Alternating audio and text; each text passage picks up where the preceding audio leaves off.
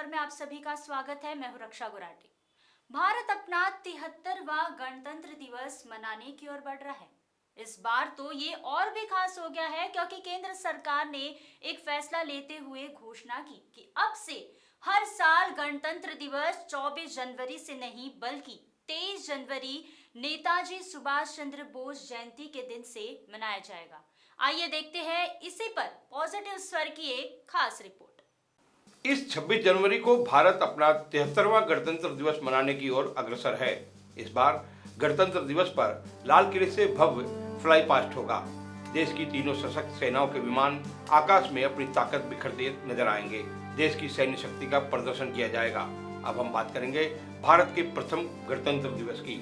1950 में जब संविधान को लागू किया गया तो 26 जनवरी 1950 को भारत का पहला गणतंत्र दिवस दिल्ली में हुआ था, जहां पुराना किला के सामने स्थित ब्रिटिश स्टेडियम में गणतंत्र दिवस की परेड को पहली बार सभी ने देखा। मौजूदा समय में इस जगह पर दिल्ली का चिड़ियाघर है और स्टेडियम की जगह पर नेशनल स्टेडियम स्थित है। प्रथम गणतंत्र दिवस के मौके पर दिल्ली के पुराना किला से देश के पहले राष्ट्रपति डॉक्टर राजेंद्र प्रसाद ने पहली बार गणतंत्र दिवस पर तिरंगा झंडा फहराया था। उनके ध्वजारोहण करने के पश्चात परेड की शुरुआत हुई। सर्वप्रथम तोपों की सलामी दी गई। राष्ट्रपति डॉक्टर राजेंद्र प्रसाद के अलावा गणतंत्र दिवस के मौके पर देश के पहले प्रधानमंत्री पंडित जवाहरलाल नेहरू भी मौजूद थे। गवर्नर जनरल के पद पर तैनात सी राजगोपालाचारी भी पहले गणतंत्र दिवस का हिस्सा बने थे।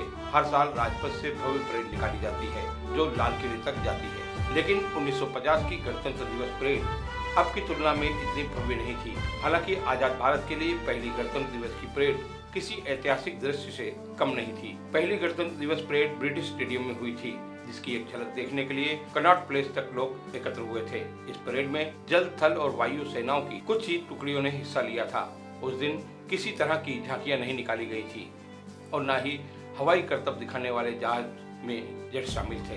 हालांकि भारत के पास उस समय डकोटा और स्पिटफायर जैसे छोटे विमान जरूर थे।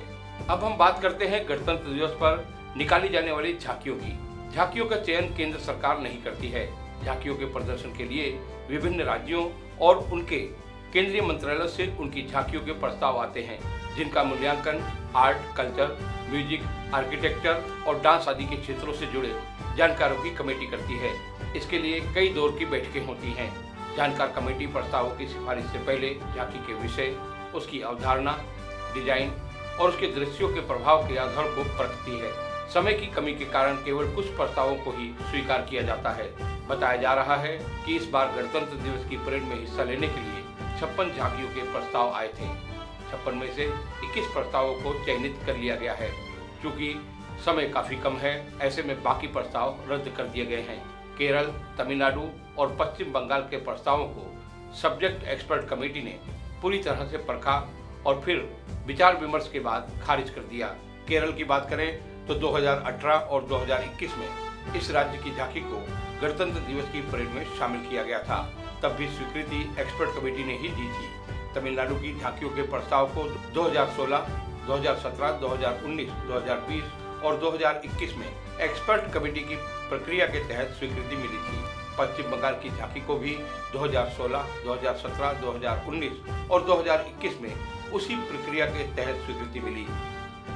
तो यह थी गणतंत्र दिवस का इतिहास बताती पॉजिटिव स्वर की खास रिपोर्ट। आइए हम आप मिलकर गणतंत्र को मजबूत करें और भारत माता की जय जयकार करें। ऐसे ही खबरों के लिए देखते रहिए पॉजिटिव स्वर और हमें सब्सक्राइब करना ना भूलें। जय हिंद।